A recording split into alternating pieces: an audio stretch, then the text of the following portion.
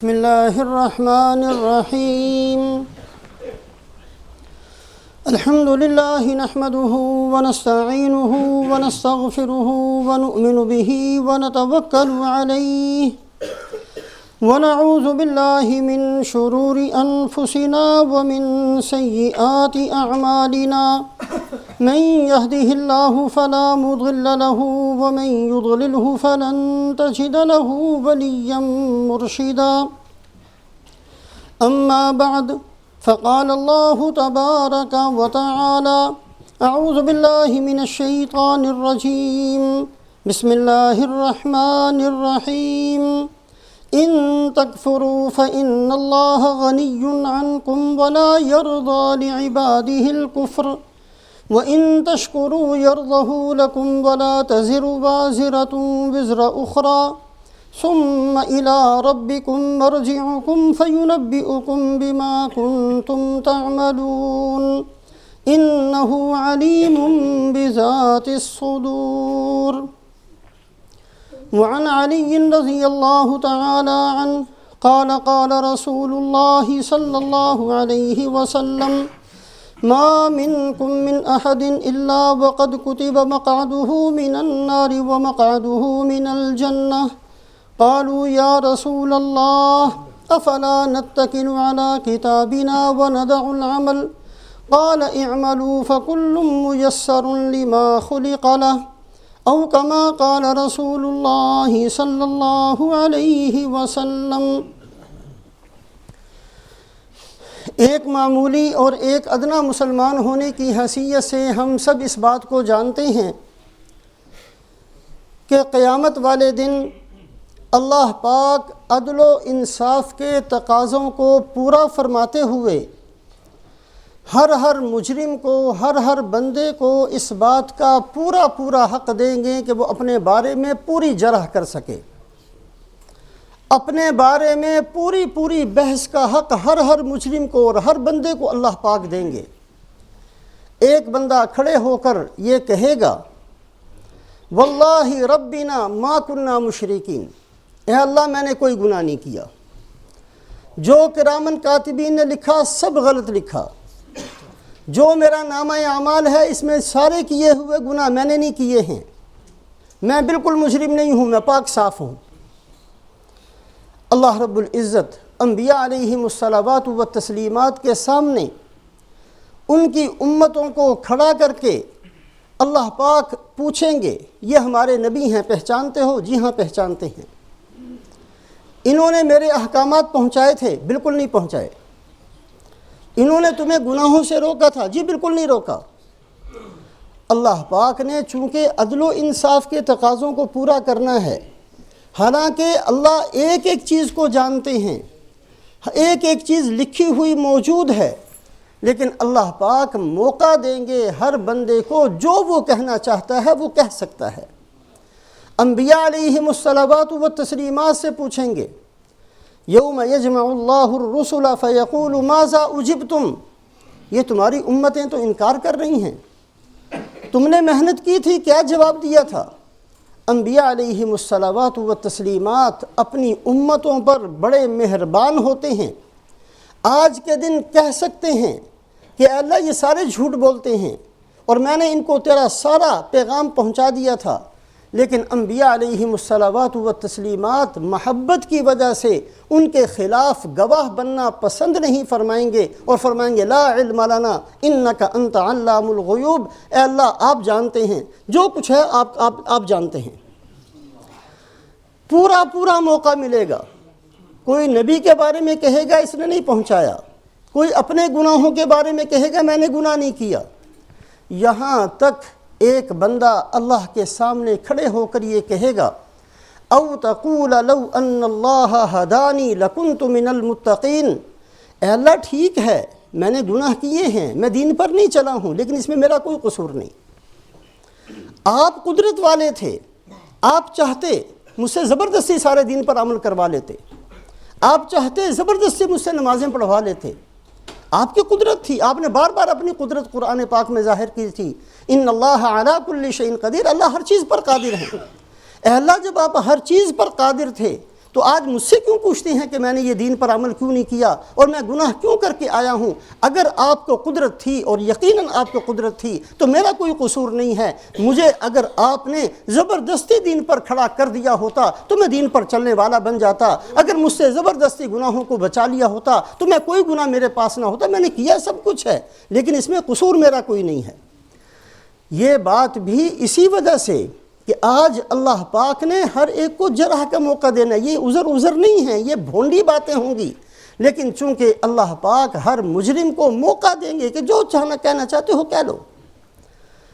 ایک طبقہ، ایک جماعت یہ کہے گی اے اللہ ہم نے سب کچھ کیا ہے لیکن ہمارا یہ سارے گناہوں کو کرنا یہ آپ کی مشیت کی وجہ سے تھا۔ آپ قرآن پاک میں فرماتے ہیں کہ اگر ہم چاہیں وَلَوْ شِئْنَا لَآتَيْنَا كُلَّ نَفْسٍ هُدَاهَا، اگر ہم چاہیں تو ہر بندے کو ہدایت دے دیں۔ آپ نے نہیں چاہا تو ہم کیا کریں؟ آپ نے نہیں چاہا سب کو ہدایت دینا، آپ نے نہیں چاہا ابو جہل کو ہدایت دینا، آپ کی مشیت نہیں تھی فرعون کو ہدایت دینا، تو اے اللہ ہمارا کوئی قصور نہیں ہے۔ کوئی اللہ کی قدرت کی وجہ سے انکار کرے گا اپنے مجرم ہونے کا، اور کوئی اللہ کی مشیت کی وجہ سے انکار کرے گا کہ اللہ میں مجرم نہیں ہوں، گناہ میں نے کیے ہیں، کفر میں نے کیا ہے، شرک میں نے کیا ہے، معصیت نافرمانی میں نے کی ہے، لیکن ان سب کے کرنے کے باوجود میں مجرم نہیں ہوں، میں بے گناہ ہوں، اس لیے کہ آپ کو قدرت تھی، آپ چاہتے تو مجھے روک لیتے، آپ کی مشیت تھی کہ دنیا کے اندر سارے مسلمان نہ بنے، اس لیے میرا کوئی قصور نہیں۔ اسی وجہ سے رسول پاک علیہ السلام نے جن 72 فرقوں کی نشاندہی فرمائی تھی کہ وہ جہنمی ہیں، ان میں سے بھی 2 فرقے ایسے تھے، ایک کا نام قدریہ اور ایک کا نام جبریہ۔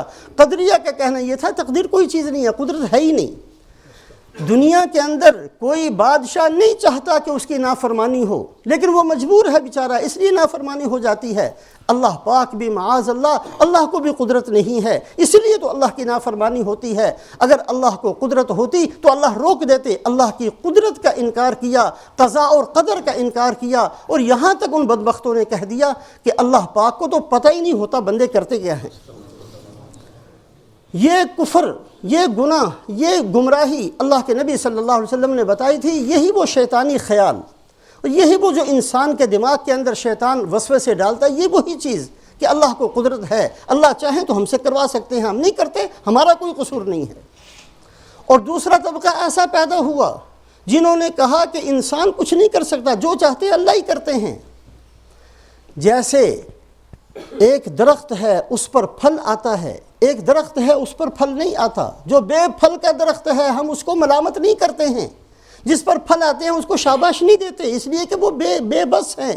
پھل والا درخت بے بس ہے، وہ مجبور ہے پھل دینے پر، بغیر پھل کے درخت وہ مجبور ہے کہ وہ پھل نہیں دے سکتا، اللہ نے پیدا ہی ایسا کیا۔ اس لیے ان بدبختوں کا نظریہ یہ بنا کہ معاذ اللہ ثم معاذ اللہ، آدم علیہ السلام اور ابلیس دونوں ایک جیسے، فرعون اور حضرت موسیٰ دونوں ایک جیسے، کوئی فرق نہیں، اس سے اللہ نے وہ کام کروا لیا، اس سے اللہ نے وہ کام کروا لیا۔ آج کی اس مختصر سی مجلس کے اندر جو آیات شریفہ پڑھی ہیں ان کو سامنے رکھتے ہوئے اس بات کو اچھے طریقے سے اپنے دماغوں کے اندر ہم سب بٹھا لیں، اللہ پاک کو قدرت بھی ہے، اللہ چاہیں تو ساری دنیا کو مجبور کر کے اللہ پاک ان کو دین پر لا سکتے ہیں، مکمل قدرت ہے، اور اللہ پاک کی مکمل مشیت یہ ہے کہ یہ بندے سب کے سب جنت میں چلے جائیں۔ اللہ پاک کو قدرت ہے، اللہ چاہیں تو کر سکتے ہیں، لیکن اللہ پاک اگر اپنی قدرت کو اختیار فرمائیں تو انسانوں کا جو اختیار ہے وہ سلب ہوتا ہے۔ اللہ نے جنت اور جہنم انسان اور جنوں کے لیے بنائی، کسی اور مخلوق کے لیے نہیں بنائی، اس لیے کہ یہ اپنے اختیار کو صحیح استعمال کر کے آئیں گے، میں ان کو بدلہ دوں گا، ان کو بہترین جنت کے اندر داخل کروں گا، وہاں ہر طرح کی نعمتیں ہوں گی، وہاں ہر طرح کے محلات ہوں گے، اللہ کی رضا ہوگی۔ یہ سارے کا سارا جو اللہ کا نظام ہے وہ اسی لیے تو ہے کہ اللہ پاک نے ان کو خیر اور شر کے اندر اختیار دیا۔ اللہ چاہتے تو اس اختیار کو سلب کر سکتے تھے، اللہ چاہتے تو جیسے سورج مجبور ہے کہ وہ نکلتا ہے دن کے اندر اور رات کو غروب ہوتا ہے، وہ ایک منٹ کے لیے بھی آگے پیچھے نہیں ہو سکتا، انسان کو بھی ایسا بنا دیتے۔ اللہ چاہتے تو کر سکتے تھے، لیکن جو ایک نظام بنایا ہے، جو نبوت کو اللہ پاک نے دنیا کے اندر بھیجا، نبیوں کو بھیجا، کتابوں کو اتارا، جنت کو بنایا، جہنم کو بنایا، جزا اور سزا کا ایک نظام قائم فرمایا، وہ اسی لیے کہ قدرت ہے، لیکن اللہ اپنی قدرت کو اختیار نہیں فرماتے، بندے کو اختیار دیتے ہیں کہ یہ دو راستے تیرے سامنے ہیں، یہ خیر کا راستہ ہے، چلو گے تو یہ راستہ جنت تک پہنچے گا، یہ شر کا راستہ ہے، اس پر چلو گے تو جہنم کے گڑھے میں گر جاؤ گے۔ چاہتے تو اللہ پاک ان دونوں راستوں کو نہ بناتے، مجبور کر دیتے بندے کو ایک ہی راستہ اختیار کرنا ہے۔ رسول پاک علیہ السلام انبیاء علیہم الصلوات والتسلیمات کی جماعت میں وہ ہستی ہیں کہ جتنے دنیا کے اندر نبی آئے ہیں، تمام انبیاء علیہم الصلوات والتسلیمات نے اپنی ذمہ داریوں کو پورا کیا، اور رسول پاک علیہ السلام نے جتنی ذمہ داری تھی اس سے بڑھ کر اللہ پاک کی اللہ کے حکم کو پورا کیا۔ کسی نبی کو اللہ نے یہ نہیں فرمایا لعلک باخع نفسک الا یکونوا مؤمنین، صرف رسول پاک علیہ السلام کو فرمایا کہ اے محمد صلی اللہ علیہ وسلم، اگر یہ مسلمان نہیں ہوتے تو آپ کو ہم اتنا بھی نہیں کہتے کہ آپ گھل گھل کر اپنے آپ کو ختم کر دیں۔ آپ کی اتنی بھی ذمہ داری نہیں ہے کہ آپ دعائیں مانگتے مانگتے اور ان کے پیچھے روتے روتے اور ان کے پیچھے راتوں کو کھڑے، آپ کو اتنا بھی نہیں کہا گیا۔ رسول پاک علیہ السلام جب بہت بے قرار ہوئے اور بہت زیادہ بے چینی بڑھ گئی اور ہر بندہ جنت میں چلا جائے، یہ جذبہ رسول پاک علیہ السلام کے قلب مبارک میں اتنی شدت اختیار کر گیا کہ آپ صلی اللہ علیہ وسلم نے رات دن کا سارے راحت اور آرام کو ترک فرما دیا۔ سورہ شعراء کی شروع کی آیات کبھی پڑھ کر اٹھا کر دیکھیں، اللہ فرماتے ہیں طاسیم میم تلک آیات الکتاب المبین لعلک باخع نفسک الا یکونوا مؤمنین ان نشأ ننزل علیہم من السماء آیۃ فصلت اعناقهم لها خاضعین۔ اے محمد صلی اللہ علیہ وسلم، زبردستی ہی اگر سب کو ہدایت دینی تھی تو یہ تو ہم پہلے سے بھی دے دیتے، ہم آسمان سے ایسا کوئی طریقہ نازل کر دیتے، ہم دنیا کے اندر یہ قانون بنا دیتے، ایک لمحے کے لیے جس نے نافرمانی کی اس کی گردن اتر جائے گی۔ اللہ کر سکتے تھے، ایک لمحے کے لیے جس نے ہماری نافرمانی کی اس کا مکان اس کے اوپر گر جائے گا۔ اللہ کچھ بھی بنا سکتے تھے، اگر ہم چاہتے تو ایسا کر سکتے تھے، لیکن ایسا کرنے سے بندوں کا اختیار سلب ہوتا ہے، جزا اور سزا کا نظام ختم ہوتا ہے، مکمل قدرت ہے، لیکن اس کے باوجود اللہ پاک نے دونوں راستے بندوں کے سامنے رکھے ہیں۔ انا ہدیناہ السبیل اما شاکرا و اما کفورا، دونوں راستے ہم نے دکھا دیے ہیں، اب تمہاری مرضی ہے، یہ شکر گزار بندے بن کر زندگی گزارو یا نافرمان بن کر زندگی گزارو۔ اللہ پاک کو مکمل مکمل مکمل قدرت ہے، اگر چاہیں تو ایک بندہ بھی دنیا کے اندر اللہ کی نافرمانی نہ کر سکے۔ انسانوں اور جنوں کے لیے اللہ پاک نے اختیار بنایا تھا، اس لیے اللہ پاک نے ان کے اختیار کو سلب نہیں فرمایا۔ اللہ پاک مکمل طور پر چاہتے ہیں کہ ہر بندہ جنت میں پہنچ جائے۔ وَلَا يَرْضَى لِعِبَادِهِ الْكُفْرَ، اللہ کسی بندے کے کفر پر راضی نہیں ہے، خوش نہیں ہے، پھر بھی بندے کفر کرتے ہیں۔ اللہ چاہتے ہیں سب کو کامیاب بنانا، اللہ چاہتے ہیں سب کے لیے جنت میں جگہ دینا، اس لیے ہر بندے کی خواہ اللہ کے علم میں ہے کہ یہ بندہ یقیناً جہنم میں جائے گا، پھر بھی اللہ نے اس کے لیے جنت میں جگہ بنائی ہے۔ ہر بندہ جس کو اللہ پیدا فرماتے ہیں، رسول پاک علیہ السلام فرماتے ہیں، ہر بندے کے لیے الگ سے اس کے نام کی جنت اللہ بنا چکے، اس لیے کہ اللہ چاہتے ہیں کہ یہ بندہ وہاں پہنچ جائے۔ اللہ چاہتے ہیں، اسی لیے تو ایک نیکی کرے تو اللہ 10 کے برابر اجر دیتے ہیں۔ اللہ چاہتے ہیں، اسی لیے تو ایک آدمی 100 سال کا کفر کرے اور ایک دفعہ توبہ کرے تو اللہ پاک اس کی توبہ کو قبول کر لیتے ہیں۔ ایک بوڑھے آدمی، بہت بوڑھے، قد سقط حاجباہ علی عینیہ، اس کی آنکھوں کی بھویں اس کی آنکھوں کے اوپر پڑی ہوئی تھیں، اتنا بوڑھا آدمی رسول پاک علیہ السلام کی خدمت میں آ کر بیٹھ گیا، رونا شروع کیا۔ آپ صلی اللہ علیہ وسلم نے توجہ فرمائی تو کہنے لگا، یا رسول اللہ رجل غدر وفجر ولم يدع حاجة ولا ناجة الا اقتطفها بيمينه، اے اللہ میں ایسا بوڑھا آدمی ہوں جس نے بچپن میں، جس نے جوانی میں ہر گناہ کیا ہے، کوئی گناہ ایسا نہیں جس کے لیے میں نے بہت طاقت اور قوت استعمال نہ کی ہو، ہر گناہ کو میں کر چکا ہوں، اب میری ہڈیاں کمزور ہیں، میں مرنے کے قریب ہوں، مجھے نظر نہیں آتا، میں چلنے پھرنے سے قاصر ہوں، فَهَلْ لَهُ مِن توبہ، یا رسول اللہ صلی اللہ علیہ وسلم سارا کچھ کرنے کے بعد آج توبہ کرنا چاہتا ہوں، میری توبہ قبول ہو جائے گی؟ آپ صلی اللہ علیہ وسلم نے فرمایا مسلمان نہیں بنے، کہا بن گیا ہوں، اشہد ان لا الہ الا اللہ وحدہ لا شریک لہ واشہد انک عبدک وعبد اللہ ورسولہ، میں اس بات کی گواہی دیتا ہوں کہ اللہ ایک ہیں اور آپ اللہ کے نبی ہیں۔ رسول پاک علیہ الصلوۃ والسلام نے فرمایا اللہ نے تیرے گناہ صرف معاف نہیں کر دیے، ہر گناہ کے بدلے میں نیکی لکھ دی۔ یہ بندہ بڑا حیران ہوا، حیران ہو کر پوچھنے لگا وغدراتی وفجراتی، یا رسول اللہ بہت بڑے بڑے گناہ ہیں۔ یہ بیچارہ سمجھا کہ شاید آپ صلی اللہ علیہ وسلم نے چھوٹے چھوٹے گناہ سمجھ کر یہ بات فرما دی۔ یا رسول اللہ بہت بڑے بڑے گناہ ہیں، بہت بڑے بڑے ہیں۔ آپ نے فرمایا وغدراتک وفجراتک، تیرے سارے گناہوں کو بخش دیا اور سارے گناہوں کو نیکیوں سے بدل دیا۔ یا رسول اللہ وغدراتی بہت بڑے ہیں، بہت بڑے ہیں۔ آپ نے فرمایا جتنے بھی بڑے ہیں سب تیرے بخش دیے گئے۔ یہ بندہ کھڑا ہوا اور بلند آواز سے اللہ اکبر راستے پر کہتے ہوئے اپنے گھر چلا گیا۔ اللہ چاہتے ہیں اس لیے تو معاف کر رہے ہیں، اللہ چاہتے ہیں اس لیے تو بڑھا چڑھا کر بدلہ دیتے ہیں۔ ایک صحابی رسول پاک علیہ الصلوۃ والسلام کی خدمت میں آئے، آ کر رونے لگے، یا رسول اللہ اپنے ان ہاتھوں سے 8 بیٹیوں کو جو زندہ تھی میں نے زمین میں گاڑا ہے، میری توبہ قبول ہوگی۔ ایک آیا، یا رسول اللہ صلی اللہ علیہ وسلم میری بیٹی ہوئی، بڑی مانوس تھی، ابا جان کہتی تھی، میں نے اس کو بھی زمین میں گاڑ دیا اور وہ بیچاری ابا کہتی رہی، میں پھر بھی میرے دل میں رحم نہیں آئی، میری توبہ ہو جائے گی۔ آپ صلی اللہ علیہ وسلم نے سب کو فرمایا کہ توبہ قبول ہو جائے گی۔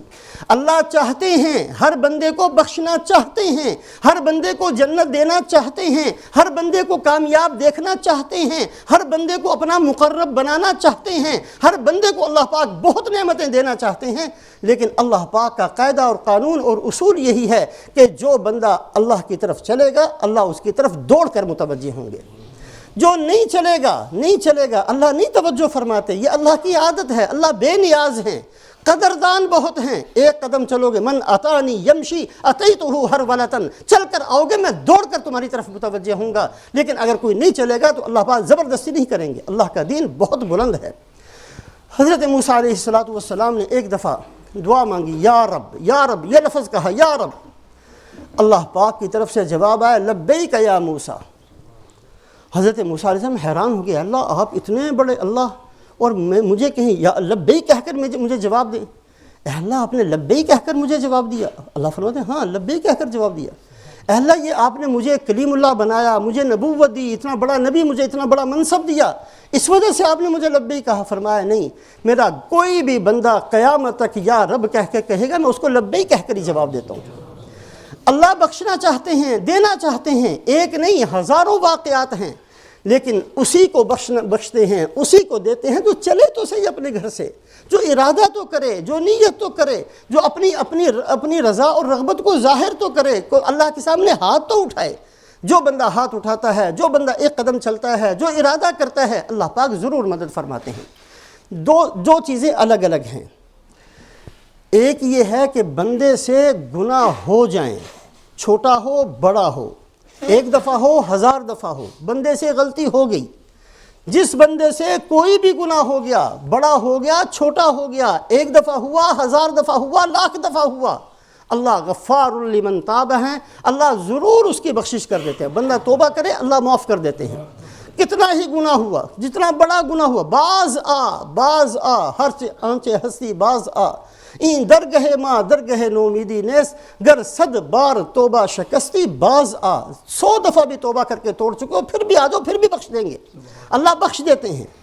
ایک یہ ہے کہ غلطیاں ہو گئیں، بندہ آ کر توبہ کرے، استغفار کرے، آنکھوں میں سے آنسو بہا دے، دل کے اندر ندامت پیدا کر لے، اللہ بخش دیتے ہیں۔ دوسرا طریقہ یہ ہے کہ بندہ گناہ اس ارادے سے کرے، آج گناہ کر لو دیکھیں گے کل توبہ کر لیں گے، آج تو یہ کر لو پھر کل توبہ کر لیں گے۔ یہ طریقہ، یہ جو دوسرا طریقہ ہے جو آج بہت عام ہے ہم میں الحمدللہ مسلمان کتنا بھی گیا گزرا ہو، اس کی نیت یہ ضرور ہے کہ میں نے مرنے سے پہلے ٹھیک ہو جانا ہے، لیکن ابھی تو جوانی ہے، ابھی تو بڑے کام ہیں، ابھی تو یہ بھی کرنا ہے، وہ بھی کرنا ہے، کر لیں گے۔ یہ وہ طریقہ ہے جس طریقے کو اللہ پاک نے حضرت یوسف علیہ السلام کے بھائیوں کے بارے میں ذکر فرمایا۔ یوسف علیہ السلام کو جب لے کر چلے ہیں اور لے کر باہر چلے گئے، حضرت یعقوب علیہ السلام سے اجازت مانگ کر جب شہر سے باہر پہنچ گئے تو کیا کہا؟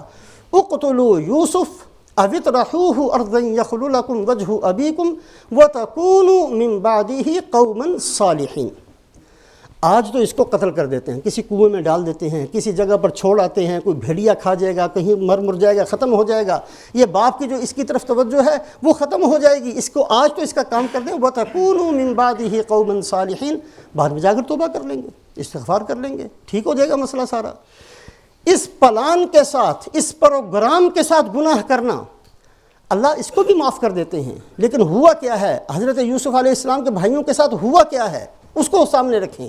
چونکہ ان کا گناہ پلان کے ساتھ تھا کہ ٹھیک ہے آج گناہ کرنا ہے، جانتے ہیں گناہ ہے، جانتے ہیں کہ حرام کام ہے، جانتے ہیں کہ یہ جرم ہے، جانتے ہیں کہ اللہ کی ناراضگی کا سبب ہے، لیکن بعد میں توبہ کر لیں گے، اس نیت سے گناہ ہے۔ اللہ پاک نے کتنی مصیبتوں کے اندر ان کو مبتلا کیا، قحط کے اندر مبتلا ہوئے۔ الخلیل ہبرون جو آج بھی شہر ہے، یہ وہاں کے رہنے والے ہیں بھائی، حضرت یعقوب علیہ السلام وہاں کے رہنے والے ہیں، حضرت یوسف علیہ السلام ملک مصر کے بادشاہ بن گئے، 40 سال گزر گئے، 40 سال کے بعد اتنا شدید قحط پڑا کہ غلہ صرف ملک مصر کے اندر ہے، کہیں دنیا کے اندر غلہ نہیں ملتا۔ حضرت یوسف علیہ السلام کے 10 کے 10 بھائی، چونکہ یوسف علیہ السلام کا قاعدہ یہ تھا کہ 5 من سے زیادہ ایک بندے کو نہیں دیتے تھے، 10 کے 10 غلہ لینے کے لیے، خریدنے کے لیے اپنے شہر سے ملک مصر آئے۔ حضرت یوسف علیہ السلام نے دیکھا، پہچان لیا کہ یہ میرے بھائی ہیں، ان کو نہیں پتا تھا، کہا بھی تم کہاں سے آئے ہو؟ فلاں شہر سے آئے ہیں۔ کون ہو؟ جی ہمارے ابا جان نبی ہیں، یعقوب علیہ السلام کی اولاد ہیں۔ کتنے بھائی ہو؟ جی ہم 12 بھائی تھے، ایک بھائی تو مر گیا ہے، ایک بھائی ہے وہ ہمارے ابا جان اس کو چھوڑتے نہیں ہیں، ہم 10 ہیں جو آپ کے پاس آئے ہیں۔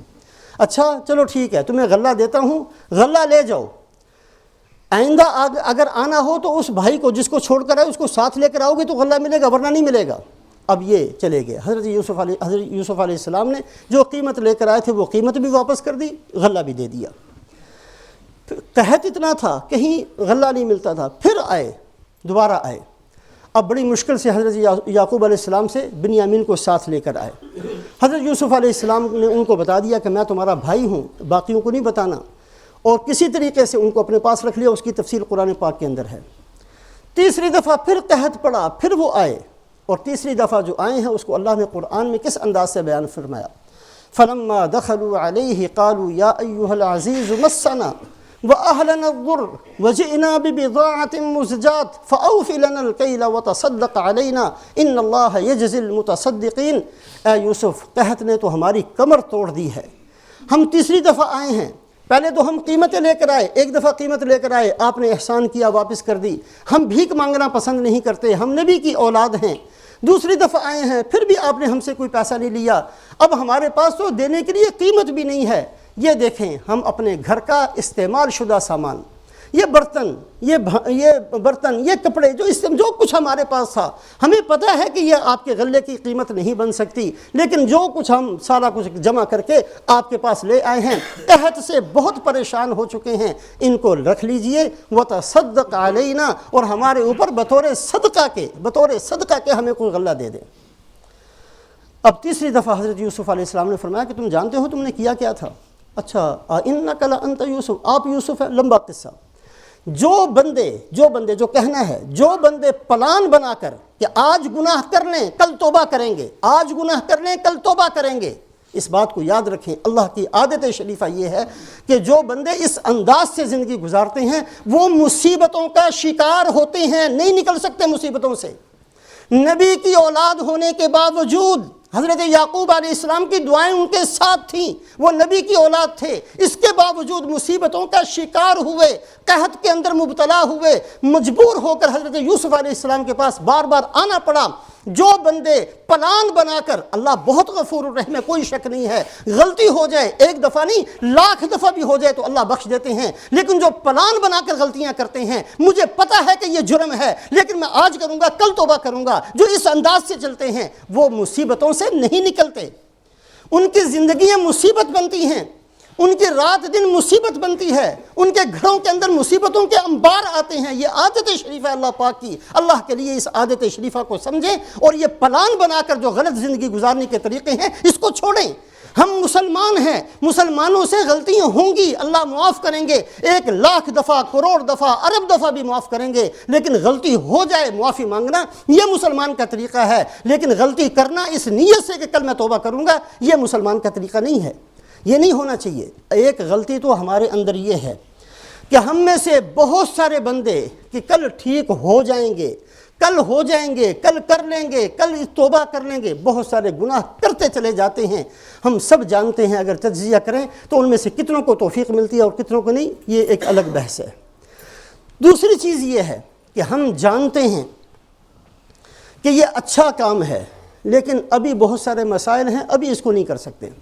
جی حج بڑی اچھی بات ہے لیکن ابھی نہیں کر سکتے، فلانی نیکی ابھی نہیں کر سکتے، فلانی نیکی ابھی نہیں کر سکتے۔ بہت ساری چیزوں کو مؤخر کرتے رہنا یہ شیطان کا طریقہ ہوتا ہے۔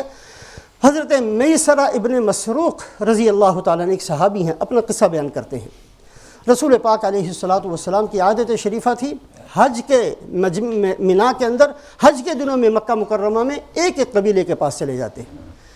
یہ فرماتے ہیں کہ ہمارے قبیلے کے پاس بھی آئے، بالکل ابتدا کے اندر نبوت ملی، آپ صلی اللہ علیہ وسلم نے دعوت دینا شروع فرمائی، منا کے اندر پہنچے، ان کے قبیلے کے پاس پہنچے، سب نے بات کو سنا، بڑی توجہ سے سنا، بڑے اخلاق سے پیش آئے۔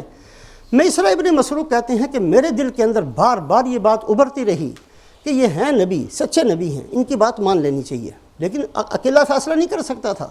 بار بار قوم کو کہتا رہا جی ہم سبقت کر لیتے ہیں، ہم مان لیتے ہیں۔ ان کا نہیں سوچیں گے۔ رسول پاک علیہ السلام نے اپنی بات فرمائی، اس کے بعد آپ صلی اللہ علیہ وسلم تشریف لے گئے۔ اب میں اپنی قوم کے پیچھے پڑا رہا کہ بھی سنیں تو صحیح، کوئی سوچ تو لیں، ابھی سوچ لیں، نہیں گھر جا کے سوچیں گے۔ وہ قوم والے ایسے کہتے رہے یہاں تک کہ حج ختم ہو گیا، واپسی کا ارادہ ہوا۔ پھر میں نے کہا کہ ہم رک جاتے ہیں، قوم نہیں مانی۔ میں نے کہا کہ اچھا اگر نہیں رکتے تو ہم جس راستے سے آئے تھے اس راستے کو چھوڑ کر دوسرے راستے سے اپنے علاقے میں جاتے ہیں، راستے میں فلاں یہود کے علماء موجود ہیں، ان سے پوچھ لیتے ہیں۔ اس پر قوم تیار ہو گئی۔ ہم جاتے ہوئے ان یہودی علماء کے پاس گئے کہ جی ایک ایسے آدمی ہمارے پاس آئے تھے اور انہوں نے اس طریقے سے ہم سے بات کی تھی، تو وہ ہم ان کی بات مانیں کہ نہیں مانیں؟ کہتے اچھا ٹھہرو۔ اندر گئے، کتابیں لے کر آئے۔ ان کا چہرہ مبارک ایسا تھا، ہاں بالکل ایسا تھا۔ ان کی باتیں یہ تھیں، ہاں بالکل یہ تھیں۔ ان کا قبیلہ یہ تھا، ہاں بالکل یہ تھا۔ اب وہ جو بات یہودی علماء بتائیں کہ ہاں بالکل ایسا تھا، ان کی شکل و صورت ایسی تھی، ساری چیزیں وہ یہودی بتاتا رہا، یہودیوں کا عالم، اور یہ اس کی تصدیق کرتے رہے۔ میسرہ ابن مسروق کہتے ہیں کہ پھر میں نے اپنی قوم سے کہا کہ بھی اب تو بات پکی ہو گئی، اب واپس چلتے ہیں اور جا کر اسلام قبول کر لیتے ہیں۔ ان کا نہیں، چلو اگلے سال آئیں گے، اگلے سال حج پر آئیں گے۔ کہنے کے باوجود واپس نہیں آئے، قوم اپنے جگہ پر چلی گئی۔ اس کے بعد کسی کو موقع ہی نہیں ملا اگلے سال آنے کا۔ 1 سال گزرا، 2 گزرے، 3 گزرے، 4 گزرے، 5 6 7 8 9 10 11 12 سال گزر گئے۔ یہاں تک کہ رسول پاک علیہ السلام کی مکی زندگی کے بعد مدنی زندگی شروع ہوئی، آپ ہجرت فرما کر مدینہ منورہ تشریف لے گئے۔ تو میسرہ ابن مسروق کہتے ہیں کہ میں مدینہ منورہ گیا، قوم کو کہتے رہا وہ تو نہیں گئی، مدینہ منورہ 10-12 سال کے بعد میں جا کر حاضر ہوا۔ یا رسول اللہ صلی اللہ علیہ وسلم آپ نے مجھے پہچانا ہے؟ آپ نے کہا ہاں پہچانا، مینا کے میدان میں تم سے ملاقات ہوئی تھی۔ یا رسول اللہ کاش کہ اس وقت ہم قبول کر لیتے، میں نے قبول نہیں کیا، آج میں مسلمان ہوتا ہوں، اسلام میں داخل ہوئے۔ پھر فرمانے لگے یا رسول اللہ یہ تو بتائیں کہ وہ فلاں فلاں فلاں فلاں میرے قبیلے کے بندے تھے، اور وہ دل سے تو کہتے تھے کہ جی ہاں ٹھیک ہے، لیکن ان کو موقع ہی نہیں ملا واپس آنے کا اور آپ کی خدمت میں حاضر ہونے کا اور کلمہ پڑھنے کا موقع ہی نہیں ملا، وہ دنیا سے جا چکے ہیں، ان کے بارے میں آپ کیا فرماتے ہیں؟ آپ نے فرمایا جو بغیر کلمے کے گیا سیدھا جہنم میں چلا گیا۔ یہ کر لیں گے، اس کی وجہ سے محرومیتیں ہوتی ہیں، بندے بہت ساری خیروں سے محروم ہو جاتے ہیں۔ یہ 2 باتیں اچھے طریقے سے ہم سامنے رکھیں۔ اگر کوئی بندہ گناہ اس نیت سے کرتا ہے، پلان بنا کر کرتا ہے کہ آج میں نے گناہ کرنا ہے اور کل میں توبہ کر لوں گا، پرسوں توبہ کر لوں گا، بڑھاپے میں توبہ کر لوں گا، اور جب میں کسی کام کا نہیں رہوں گا جب توبہ کر لوں گا، اللہ ہو سکتا ہے اللہ اس کو توبہ کی توفیق دے دیں، توبہ کی توفیق بھی ہو جائے گی، توبہ قبول بھی ہو جائے گی، لیکن یہ بندے کی زندگی فتنوں اور مصائبیں اور مشکلات کے اندر گھری رہیں گی، یاد رکھیں اس بات کو۔ اور جو بندہ نیکی کے کام کو مؤخر کرتا رہتا ہے کہ آج نہیں ہے اچھا کام لیکن کل کریں گے، پرسوں کریں گے، پرسوں کریں گے، پھر کریں گے، پھر کریں گے، ایسے کرتا رہتا ہے، عام طور پر یہ بندہ اس خیر سے محروم رہتا ہے۔ اللہ ہم سب کی حفاظت فرمائے۔ رمضان المبارک اللہ کی نعمتوں میں سے ایک بہت بڑی نعمت، اللہ اجر و ثواب بڑھا دیتے ہیں۔ ہم میں سے ہر آدمی اس بات پر غور کرے، 24 گھنٹے ہی تھے، کوئی رمضان کے اندر کوئی 30-32 گھنٹے کے رات دن نہیں بنے، اتنا ہی دن تھا، اتنی ہی رات تھی۔ جاب کرنے والوں نے جاب بھی کی ہے، نمازیں بھی پڑھی ہیں، قرآن بھی پڑھا ہے، تلاوت بھی کی ہے، اللہ پاک قبول فرمائے۔ دکانوں والوں کی دکانیں بند نہیں ہوئی ہیں، دکانیں بھی چلی ہیں، رات کی تراویح بھی پڑھی ہے، قرآن بھی پڑھا ہے، دین جتنا بھی اللہ پاک نے توفیق دی ہے، ہر بندے نے اپنی جیسی اس کی ہمت تھی اس نے دین کی کوئی نہ کوئی محنت کی ہے، دین پر عمل کیا ہے، قرآن پڑھا ہے، ذکر کیا ہے۔ دن اتنا کا اتنا ہی تھا۔ اس کا مطلب یہ ہے کہ اسی وقت کے اندر اگر انسان ارادہ کرے تو اللہ پاک اسی کو اس میں برکت دیتے ہیں، اور بہت سارے وہ کام ہم اسی زندگی کے اندر جو ہم گزار چکے ہیں، بڑھاپا ہمارے سر کے اوپر آ چکا ہے، کل ہم دنیا چھوڑ کر چلے جائیں گے، پرسوں چلے جائیں، امراض کا کوئی پتہ نہیں، کس وقت کس پر کون سی بیماری مسلط ہو جائے، کس وقت ہم میں سے کس کو قبر میں جانا پڑ جائے۔ ہم میں سے ہر آدمی اپنی قبر کو سامنے رکھ کے، اپنی آخرت کو سامنے رکھ کے، اپنے اللہ کو راضی کرنا مقصود بنا کر جتنا آج مجھ سے ہو سکتا ہے میں کوشش کروں کہ آج اس پر عمل کروں، جتنا آپ سے آج ہو سکتا ہے کل کسی نے نہیں دیکھا، کل آتا ہے کہ نہیں آتا، کل ہم اس زمین پر ہوں گے کہ زمین کے اندر ہوں گے، ہم اس کو نہیں بتا سکتے۔